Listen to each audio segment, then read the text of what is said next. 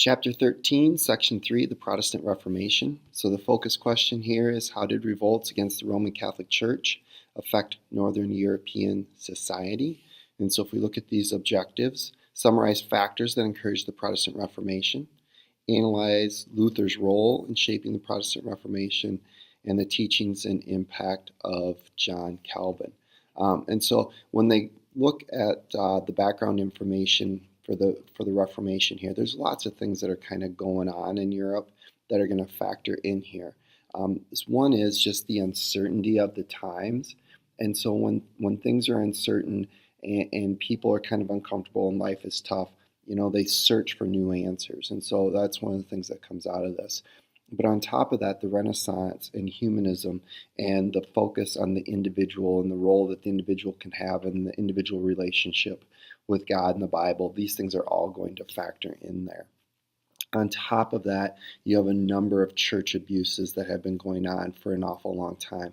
And again, you got to kind of keep in mind that post-Roman Empire, Europe is in disarray and kind of chaos and chaotic. And these parish priests are really out on their own. And so a number of practices pop up and develop across Europe where there's not a uniform system.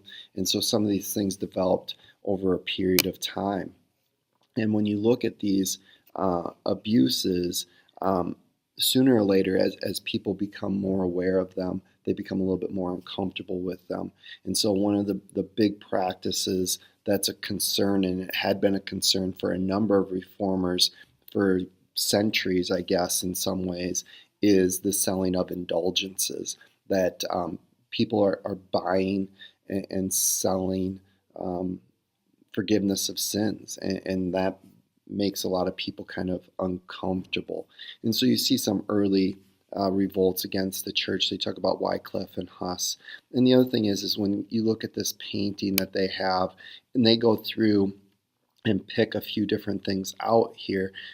They see angels flying peacefully over the head of Martin Luther. He's preaching and having a direct connection, not just to God, but to the people. You see a Catholic clergyman selling indulgences.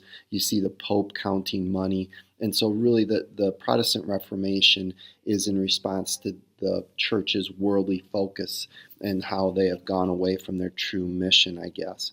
So, there's certain times where one individual really can be pinpointed as the catalyst for change, as the book points out, and Martin Luther is definitely that guy. So he is a monk. He is really not very happy with the selling of indulgences. And so he wrote this 95 Theses, making an argument for why the church needed to make some changes and things that they were doing wrong, and why his legal argument as to why things needed to change. And it's not received very well. So you get this firestorm that pops up almost overnight, because as his theses, you got to keep in mind this is happening in 1517. So by 1500, remember, you've got printing presses all over Europe, and this 95 Theses hits Twitter of the 1500s, I guess, the printing press.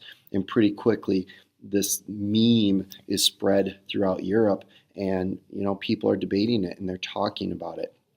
And so the Pope and the Holy Roman Emperor both respond. They're trying to get Luther to recant, to take these things back. But Luther is a firm believer in this, and he is going to stick with it regardless of the consequences. He just can't go back on what he believes to be true.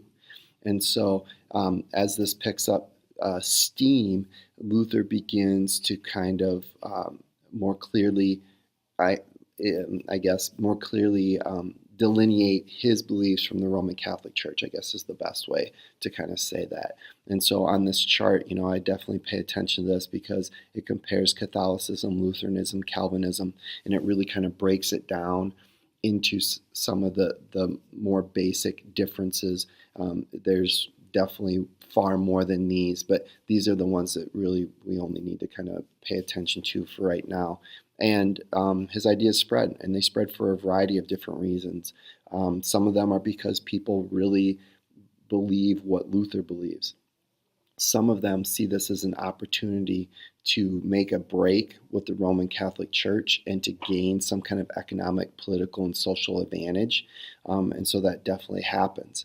You see this spreading to the common people pretty quickly. And when you look at Martin Luther's teachings, the idea that we as individuals have equality of faith and have equality of access to the Bible. And so for the peasants, they think that this is going to equate to economic and social equality as well. And so it quickly spreads through the German peasants, but Luther isn't really quite that ready for total social change. And so he encourages German princes to quickly put this thing down, and you get tens of thousands of people killed and homeless.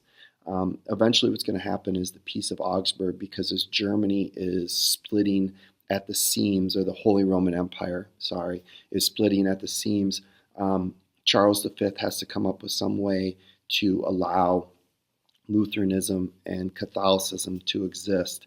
And so the Peace of Augsburg basically says, whatever the prince is, they get to decide what religion the kingdom would be and followed in his lands. And so you get this splitting of the Holy Roman Empire that's eventually going to undo the Holy Roman Empire, but it's going to take a little bit longer.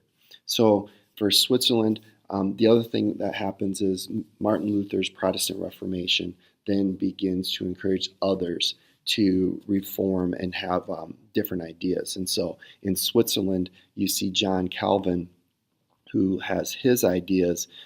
Even though he was born in France, he ends up having a big impact on Switzerland, because they want to bring him in and have him reform the city of Geneva. And so his ideas include predestination, that there's this list of elect that has been in existence since the beginning of time. And the other key part of his teaching is a theocracy, that what they're going to have is a government run by religious leaders. So those people who are heads of the church should also be the heads of the government. And what you can do then is you can meld those two things together and have a society that's based on common religious values. And so Calvinism spreads throughout. It also pops up in France, where Calvin was originally from, and you get these little pockets of Calvinism. And what's going to happen is you see this war between these Christian faiths that pops up, and it's going to kind of make things messy for the next 100 years or so.